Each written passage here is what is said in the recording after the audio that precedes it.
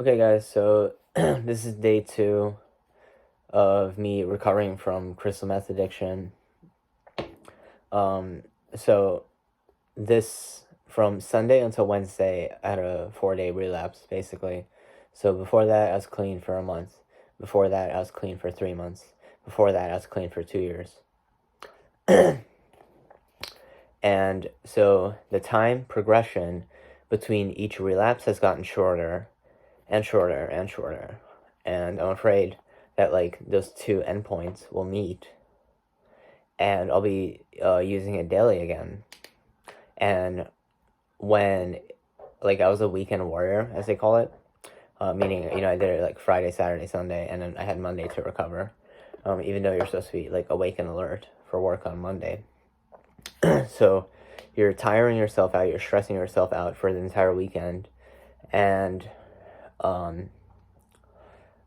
you have like some, I don't want to say positive because it's not a positive experience, but you have some experiences that feel good and satiate some desire.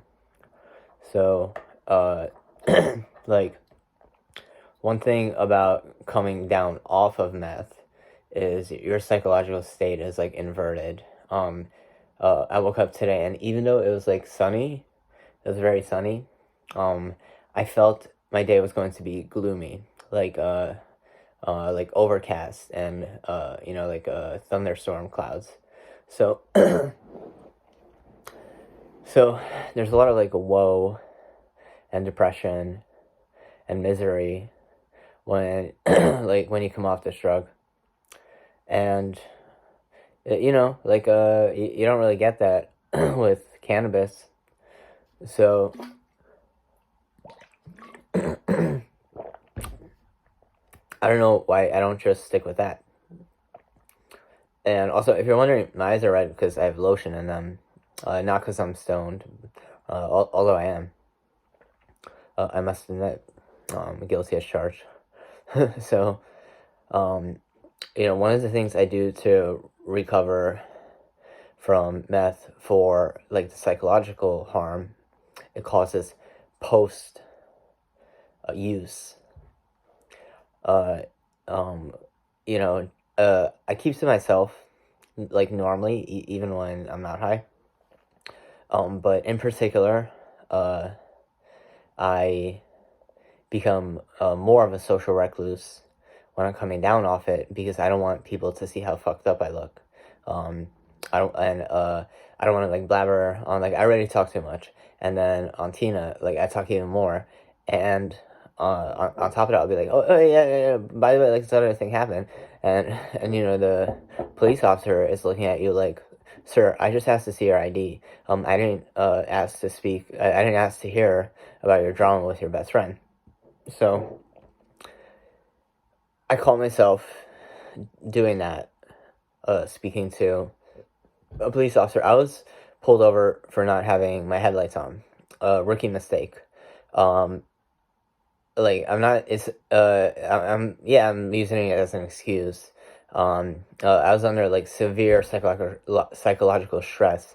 I had a lot of stuff on my mind that was higher priority than like the headlights. And even though it was really dark, I did have the fog lights on, so there's that. And I caught myself, talking too much. And I was like, okay, Marson, like, just dial it back slightly, ever so slightly. And, give him your ID, give him your insurance, and just wait in the car. And I did. New drivers, take note. This is important, and they don't always teach you in the driving schools. At least in my driving school, they didn't. When you get to a point where you're stopped by the police, you can either open or leave the central console closed. But most important is you put your hands on the wheel, both hands on top of the wheel where they can see them, and that way they don't feel threatened. And the second thing is you roll all the windows down, including the ones in the back seat, even though they're going to be talking to you through the driver's side window. So I knew that I had to roll the windows down, but I forgot about the back windows. So he's like, back windows too. And he's like, no, knocking on the glass. And oh yeah, one thing, like if you're coming down off meth, like I don't like calling it Tina because that's such a gentle touch, like a gentle word for a ferocious beast, as I always say. Yeah, food. So I hadn't eaten in like 3 days. I had like two these like tiny, like thin, like Nature's Valley granola bars. But when your appetite returns, like it returns with a vengeance.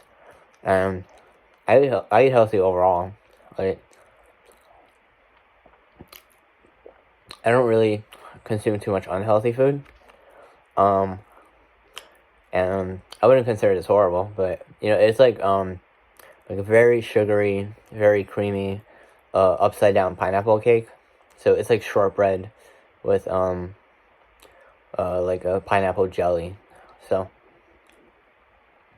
and on top of that I put this is like prune butter. It's like some Polish thing. Like you're not gonna find it at Associated or ShopRite or D'Agostino's. So yeah, like Polish deli. Food is good therapy because it satiates you, it pleases you, and it's fun. So it has some of what we're looking for when we use drugs of any kind, not just, I was gonna call it Tina, not just meth. People use drugs because they want a different set of experiences. They want to be in a moment and to experience the moment in a pleasurable way. So when we eat food, we're like, focus on this item in front of us, like this sacred item that we sacrifice to the temple. So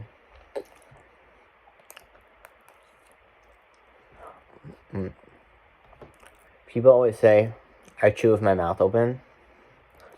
It doesn't really bother me. I'm sorry. Just keeping it 100. Keeping it 100.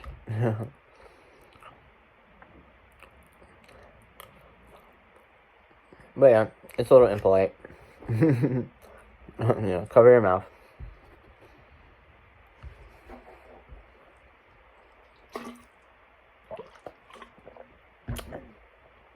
Yeah, so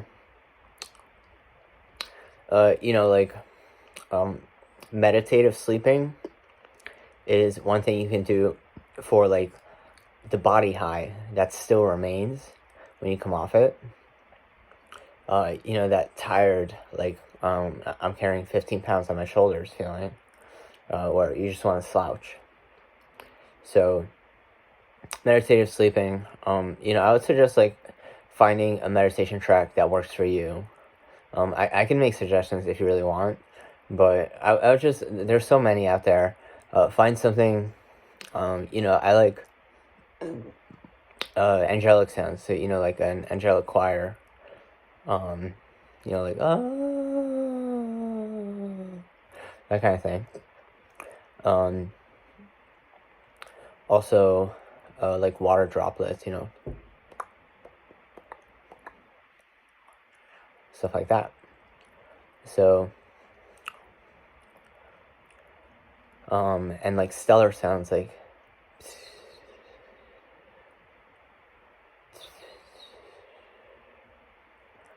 yeah, like universal sounds from like electric plasma discharge or something. So, yeah, stuff like that to help you get to sleep and get as much REM sleep as possible. So rapid eye movement. So, yeah, that's what REM stands for. And the reason for the REM, the rapid eye movement, is because your brain is still working while you're asleep. In fact, it's working overtime. So so it's not just doing its normal functions of keeping you alive and organized. Like, it keeps your structure stable, like a pyramid. And so it provides stability, and it also provides repairs. So it's like the mechanic of your engine, and it does a tune-up every night consistently. And for some people, it takes them longer to get stuff because the brain, literally the CPU of the human computer, takes longer to process the data that it's given. So a person that takes 5 years to get clean versus a person who may only take 1 year is not weaker or less able than a person who, succeeded, conquered their addiction in 1 year. Because the rate at which their CPUs are working are different. They're set at different rates. So the person who may have only taken a year to overcome their addiction and, consider themselves fully cured, and themselves, I have to put emphasis on their word, because what you define as cured is up to you. Does cure mean you never crave it ever again? Or does cure mean you're not using, but it's still in the back of your mind sometimes? And and that's one thing I'm battling, is like, will I ever be clear or cured of the desire to use crystal meth? And I'm hoping so bad that the answer is yes, that you will reach a point where you're mature enough and developed enough, like neurologically, that you can accept that you don't have to use and will not use ever again. And you don't have to think about it, because you've committed to like an action, you have an action plan, as, like a caseworkers, like HIV clinic caseworkers, like you need an action plan. Mm-hmm. And it's true. Planning for anything is super important. So I am right now, by doing this, I'm planning my recovery. I'm committing to it. And I hope, like, I can pipe dream.